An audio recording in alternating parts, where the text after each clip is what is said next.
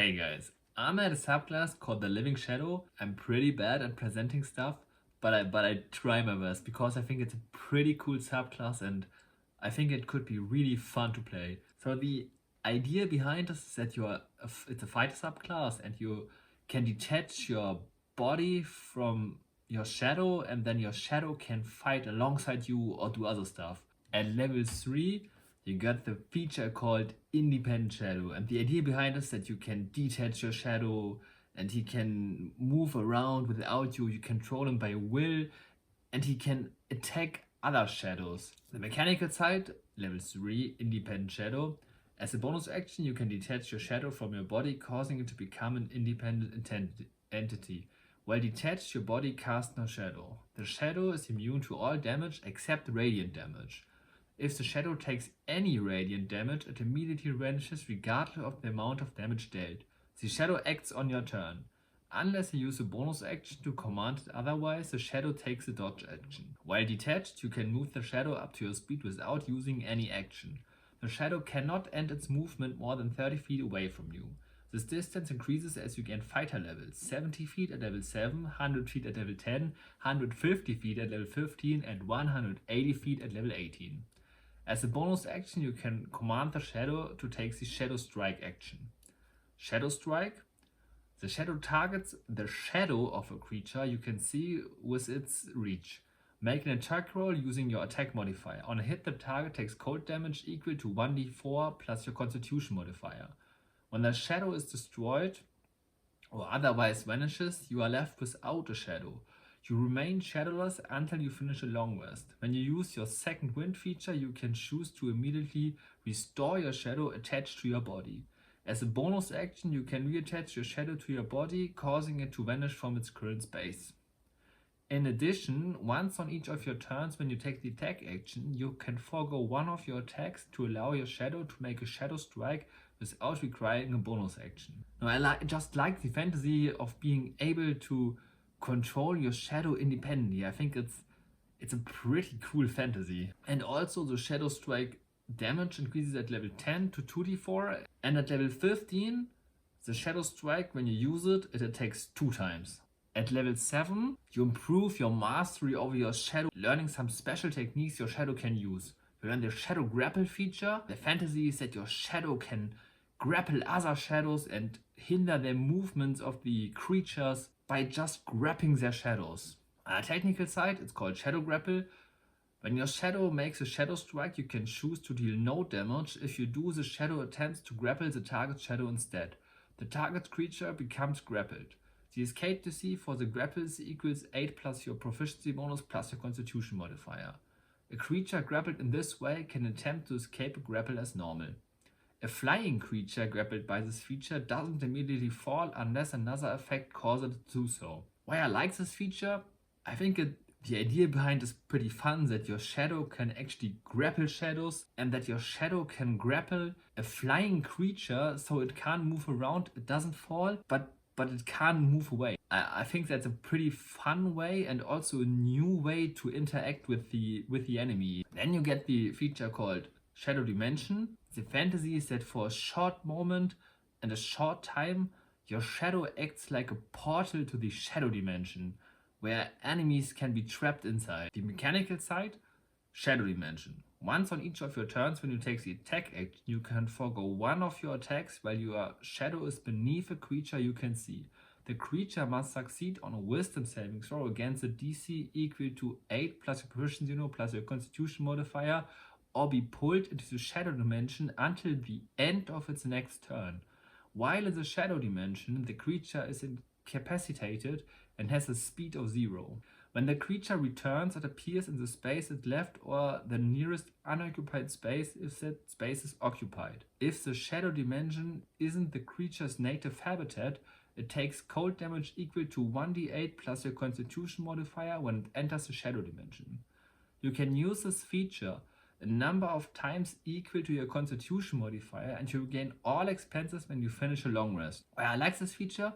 That you can use it in a tactical way to save allies, protect them, or crowd control enemies even if they're far away from you. Then you also get the feature called Voice of the Shadow, and your mastery over a shadow has grown stronger, and you've learned to use your shadow like a speaker. And the mechanical side is, while your shadow is detached, you can choose for your voice to originate from your shadow space instead of your own. You can speak through your shadow as if you were occupying its space. Why I like it? I think it's just a fun way you can use your shadow to interact with the whole world, with enemies, with friends, sending secret messages or trolling your party. It can be used in a very creative ways. You get the feature called Shadow Search. The fantasies, and in my mind, Action Search is like you're doubling your speed, being able to use double the amount of actions, and that should reflect in your shadow that your shadow is also getting way faster while you're getting way faster. The mechanical side behind us, when you use your action search feature, your shadow can immediately make a shadow strike without requiring a bonus action. In addition, until the end of your current turn, you can use any feature that is normally limited to once per turn, one additional time. And why I like it is because it gives your action search also a bit of a tactical way, because in this turn now you can either protect 2 allies or remove 2 dangerous enemies from the battlefield. Then you also get the feature called Looming Presence. The idea behind this, your shadow has become like a living entity. It's like moving on its own, sometimes smiling, sometimes staring at people, and that's pretty frightening in my opinion. If you see a shadow and it starts smiling at you, I would scare the shit. The mechanical side, while your shadow's attached to you, your presence becomes unsettling and unnatural. Whenever you make a charisma intimidation check, you can treat a d20 roll of 9 or lower as a 10. Why I like it? I think it just makes sense in a way and gives you a little bit more roleplay opportunity, and I think giving fighters a little bit more roleplay opportunity is a good thing. Now at level 15, you get the feature called Creeping Cold. And the fantasy behind this, your shadow has become this frightening entity, and the enemies realize they shouldn't be near it, and it's unsettling and it frightens them in a way. Mechanical side, Creeping Cold. A creature takes cold damage equal to your constitution modifier when it starts its turn within 10 feet of your shadow or while grappled by your shadow.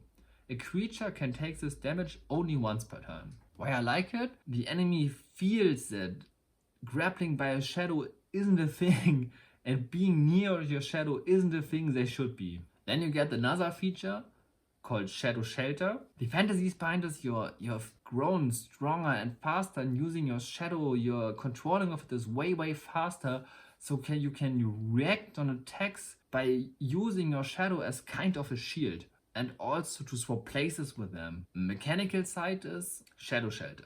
When you take damage other than radiant damage, you can use your reaction to have your shadow shield you from harm. You gain resistance against the triggering damage, and you swap places with your shadow. If your shadow occupies the same space as another creature, you instead teleport to the nearest unoccupied space of your choice within 5 feet of the creature. I like it because it gives you a little bit more of defensive but also positioning and utility tool that you have in tactical ways, because when you use that feature you have to teleport.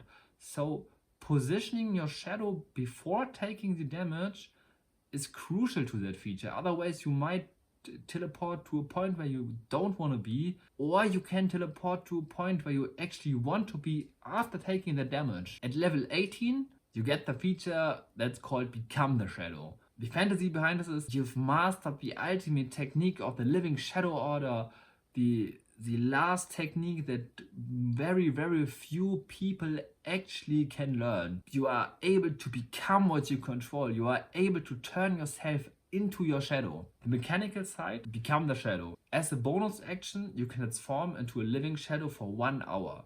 You retain all your equipment and it transforms with you. The transformation ends early if you are incapacitated.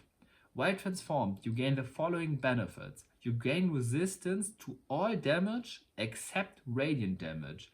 You gain vulnerability to radiant damage. You can use any feature available to your detached shadow as though you were your shadow. You gain a climb speed equal to your speed and can move across vertical surfaces and along ceilings while leaving your hands free. You can move through any space large enough for a shadow to pass through. You can't end your movement inside another creature or object. You can occupy another creature's space, and moving through a creature's space doesn't count as difficult terrain for you. You can't gain or benefit from a flying speed while transformed. However, if your shadow is cast upon a flying creature or object, you move with that creature or object as though you were its shadow. Then a tweak to your Shadow Shelter feature while you're in the shadow form.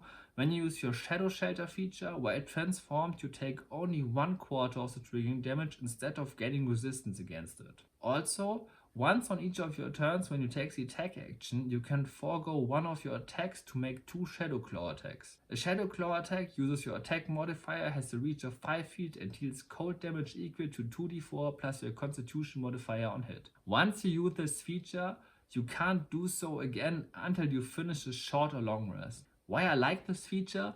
I think it's the ultimate ending for a living shadow. You're becoming the shadow and you have a shadow and you are a shadow and you can use all the features like twice and you can attack shadows now. I really hope you can enjoy the subclass, and I really hope I tried my best to get over what I designed. I'm pretty bad at presenting.